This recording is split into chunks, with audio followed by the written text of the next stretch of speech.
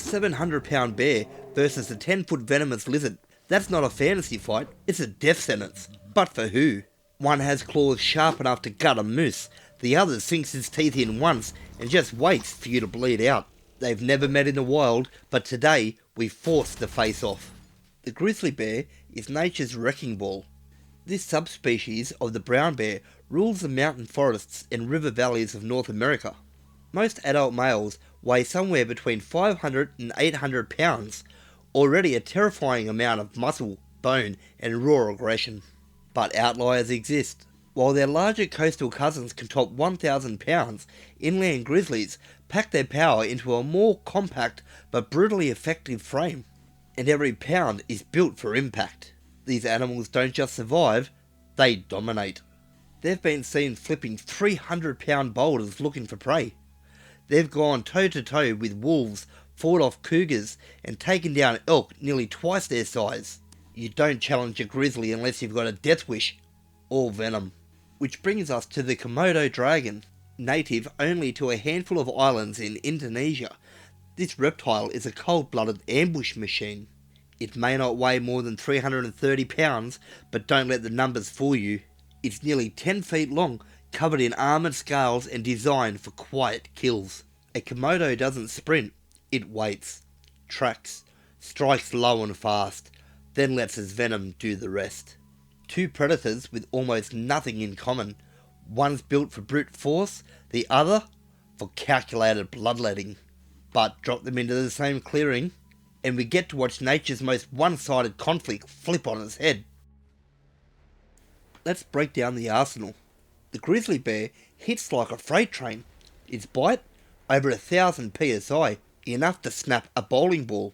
Its claws, 4 inches of sharpened keratin, capable of slashing through moose hide. And this bear doesn't just fight, it charges, up to 35 miles an hour.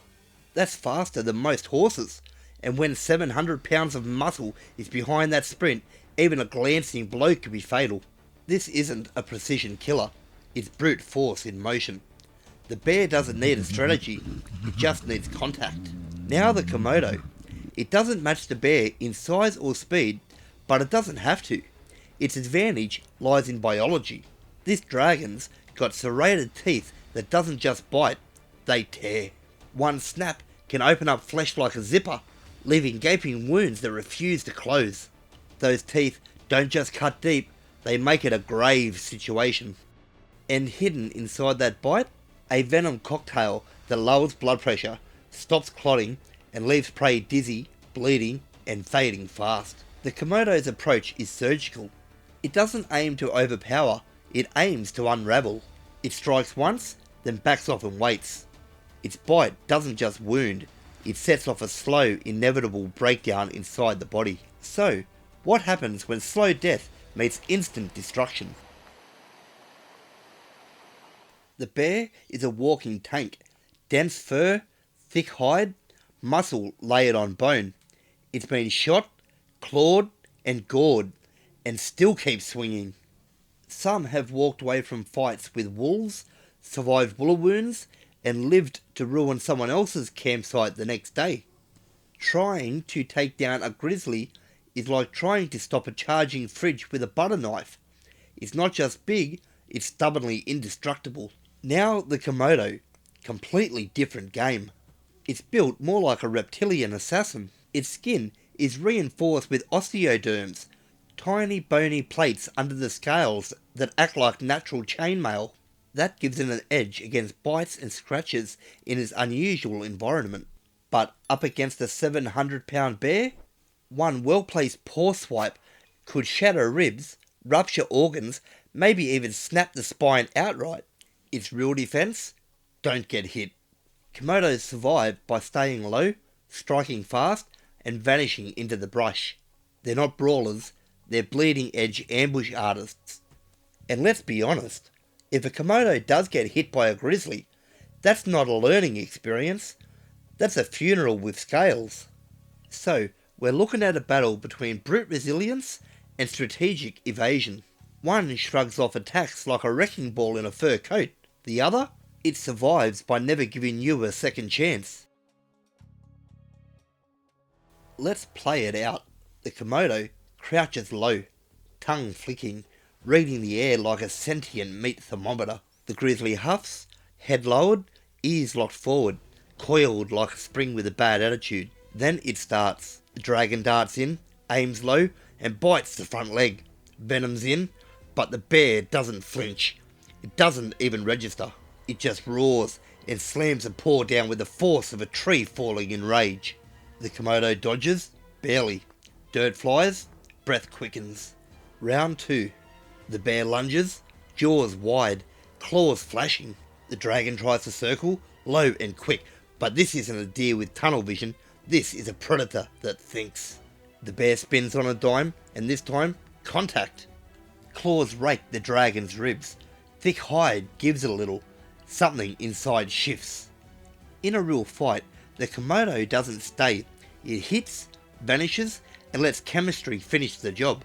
But the Grizzly? It's not playing along. It presses forward, too fast, too heavy, too furious. A few more hits like that, and this lizard becomes a cautionary tale in a Discovery Channel voiceover. But what if the Komodo gets a second bite in? What if the bear starts to slow? Legs wobble, eyes haze, breathing turns shallow. Now the venom isn't theory, it's clockwork. And suddenly, this isn't a fight, it's a waiting game. The dragon just has to not die before the bear does. Let's talk terrain. In colder climates or higher elevations, the Komodo's in trouble. Its cold-blooded body slows down like a phone battery in the snow. Reflexes stall, metabolism tanks. The Grizzly, on the other hand, is built for that kind of misery. Snow, ice, wind. It's like a spa day for a bear. But throw them into jungle heat, now it's the dragon's domain. The Komodo becomes sharper, faster, and more aggressive. Meanwhile, the bear starts overheating like an engine with no coolant. Still moving, but one bad push away from blowing itself apart. Then there's the stamina game. The Grizzly can fight for minutes, maybe even hours. It's an endurance predator, capable of full body violence long after most animals would have tapped out. But if the Komodo gets a venomous bite in early, it doesn't need to win fast. It just needs to stay alive long enough for biology to finish what teeth started. And don't underestimate brainpower. Grizzlies solve puzzles, dig up food caches, and have even been observed fake an injury to lure in prey. That's not brute force, that's battlefield tactics. Komodos? They've hunted full-grown buffaloes, not by chasing, but by following. One bite, then a day, or 3, of slow pursuit until the prey finally collapses. Think of it as death by walking GPS. This isn't just tooth and claw, it's strategy and survival, dressed in fur and scales. So, who holds the edge? The bear adapts to punishment. The Komodo rewrites the rules of the fight. And out here, it's not always the strongest who survives. Sometimes it's just the one who doesn't stop moving. If it ends quickly, there's no contest. The bear closes the gap, lands a clean hit, and the Komodo doesn't get a second chance. One swipe, one bite, and it's lights out in less time than it takes to say extinct lizard. But if the Komodo plays its game, lands an early bite, escapes, and lets the venom work, now the rules change. The bear might win the first minute, but start losing every minute after that. The odds? Call it 70-30. In most encounters, the Grizzly walks away. Stronger, faster, tougher, just built for chaos. But give the dragon the right conditions, and it becomes a silent assassin. And let's be real, if this ends with the Komodo dragging a 700-pound corpse through the dirt, that's not a victory, that's a post-apocalyptic buffet. So yes, the bear's the favourite. But in nature, being unlikely and being dead are often just one day apart. But now it's your turn. Could a single bite from the Komodo really take down a tank like the Grizzly? Or does brute force still reign supreme? Drop your take in the comments. Who wins, how, and why? Then make your voice heard. Jump over to the community tab right now and vote on the next matchup. Your choice could shape the next face-off. And if you want more wild showdowns like this one, don't miss our Bengal Tiger vs Jaguar brawl, because that one, let's just say, it's claws deep. If this heavyweight chaos lit you up, like, subscribe and share. It tells the algorithm you want more beasts rewriting physics. Remember, wild beast facts, where beasts meet bizarre, and the facts hit harder than fiction. Here, we don't just watch nature, we throw down with it. And as always, stay wild.